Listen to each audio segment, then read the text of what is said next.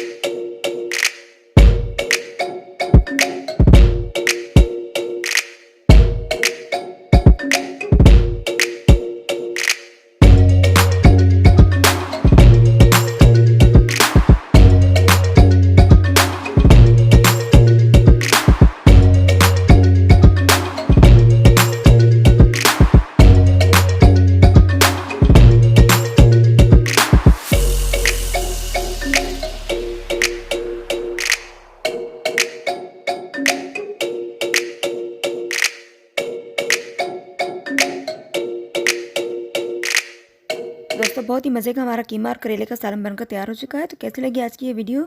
अगर मेरी रेसिपी आपको पसंद आई तो मेरे चैनल को सब्सक्राइब करें, वीडियो को लाइक और शेयर करें और पास वाले बेल आइकन को भी लाजमी प्रेस करें। अगली वीडियो तक के लिए आपसे इजाज़त चाहूँगी। दुआ में बहुत याद रखिएगा। मिलते हैं नेक्स्ट वीडियो में, तब तक के लिए अल्लाह हाफ़िज़।